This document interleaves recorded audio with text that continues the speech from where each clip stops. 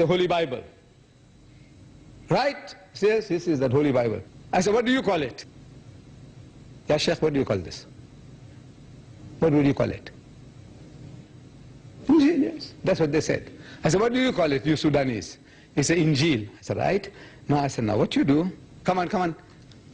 First book of the Bible called Genesis, open it. So they open, everybody. Got it? Find chapter 19. Got it? He says, got it. I said, verse 30. Got it? He says, got it.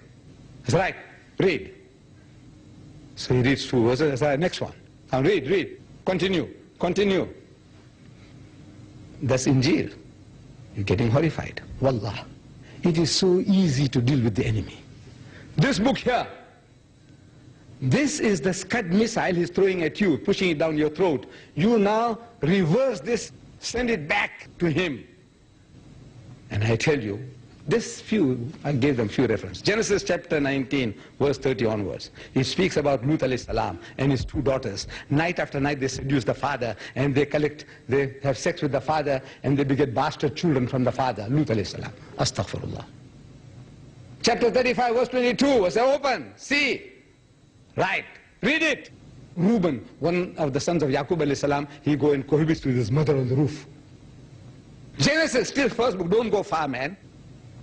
Chapter 38, read, verse 15 or so onwards. Judah, the father of the Jewish race, he goes and commits incest with his daughter-in-law by the roadside and begets bastard children from her.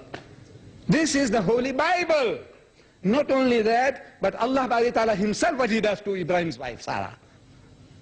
You want me to read it? You want to hear what Allah does to her? Listen.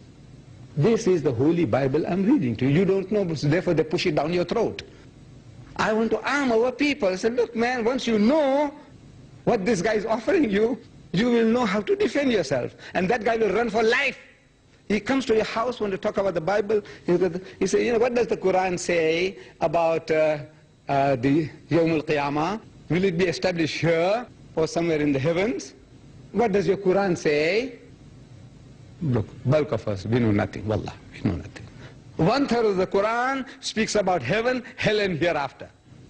How many of us are equipped? Do you know where will this earth, the new world will be established? Where? Here or there in heaven? Where? What does the Quran say? I said, look my brothers, don't enter into that. Admit it, that I don't know. Even me, I said, look, I don't know. If you want to know, go to Sheikh bin Baz or go to my Sheikh or Imam. He will tell you, I don't know. I'm ashamed. I'm a Muslim, I don't know. But I take it. You know your Bible. He's carrying it. I said, of course. No Christian coming with the Bible with him and say, no, he doesn't know. What the hell are you coming and asking me about the Quran? You don't know your own Bible, you want to talk to me about the Quran? He says, yes, of course. He said, can I have a look? Take the Bible, open Genesis chapter 19, verse 30, ask him to read it. And please explain to me what these daughters are doing to the father. Huh? Genesis chapter 35, verse 22. He said, look what the son is doing to his mother. Huh? What this father-in-law is doing to his daughter-in-law by the roadside. That guy will never darken your door. And he'll be so terrified of Muslims. Leave him alone. Let's look for a Hindu or a Buddhist. He'll never come to your door. I said about God. Allah